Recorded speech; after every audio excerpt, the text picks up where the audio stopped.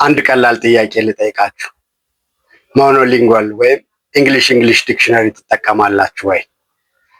ከተጠቀማችሁ የትኛው ዲክሽነሪ እናንተ ፌቨሪት? ኦኬ፣ እንግሊሽ ዲክሽነሪ ስትጠቀሙ ከእያንዳንዱ ቃል ጎን በፎርወርድ ስላሽ ውስጥ የተቀመጠውን የቃሉን ፕሮናንሲዬሽንስ በራሳችሁ በትክክል አንብባችሁ ይሄ ቃል እንደዚህ ነው የሚነበበው ወይም እንደዚህ ነው የሚነገረው ብላችሁ ትማራላችሁ ወይ? በአብዛኛው እኛም ባይሊንጓል ዲክሽነሪ ነው የምንጠቀመው። ምን ማለት ነው? ከእንግሊዝኛ ወደ አማርኛ በአንድ ሰው እውቀት ተለክቶ የተተረጎመና በዛ ሰው እውቀት የተገደበ መዝገበ ቃላት ነው እየተጠቀምን ያለ ነው።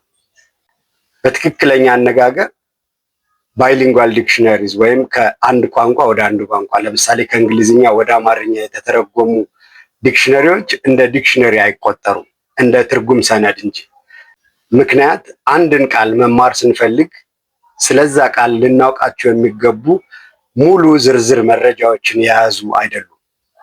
ለምሳሌ አንድን ቃል ማወቅ ስንፈልግ የቃሉን ፕሮናንሲዬሽን በትክክለኛው የዓለም አቀፍ የድምፅ ምልክት ተወክሎ ከዛ ደግሞ የቃሉ ትርጉሙ በአረፍተ ነገር ውስጥ ከናገባቡ ከዛ ደግሞ የቃሉ ፓርት ኦፍ ስፒች ወይም በየትኛው የሰዋሰው ክፍል ውስጥ አገልግሎት ይሰጣል የሚለውን ሙሉ መረጃ ይዞ ነው መዝገበ ቃላት ሲዘጋጅ።